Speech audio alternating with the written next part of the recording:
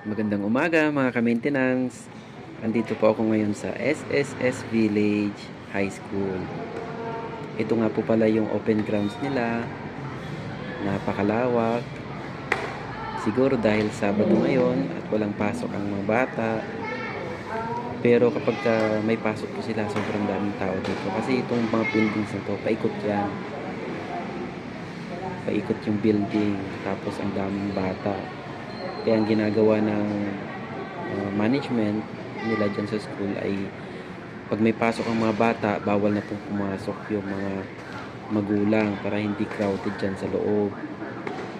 Itong open grounds na yan ay ginagawa rin evacuation area kapag may emergency drill sila tulad ng earthquake drill.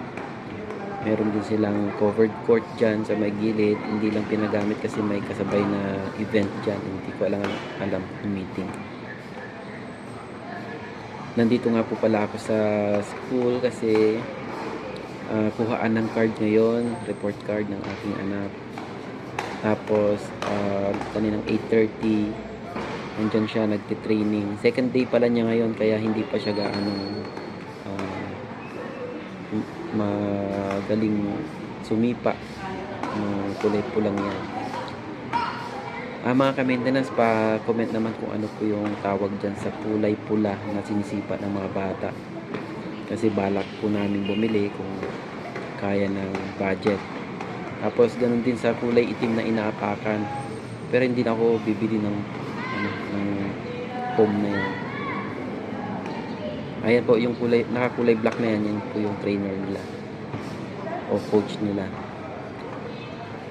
Mag-champion yun sa palarong pambansa ng kapanahunan niya. Maganda itong programang ito kasi nung kapanahunan namin nung 90s wala namang ganyan kasi programa. So, gusto ng bata, so pinagbigyan na po namin yung kahilingan niya na sumali sa ganyan. Maganda yan kasi matitrain siya ng taekwondo. Okay, ayan, sipa-sipa. Pinapanood ko lang sila dito sa taas kasi nakuha ko na po yung report card. Nasa 3rd floor ako ngayon.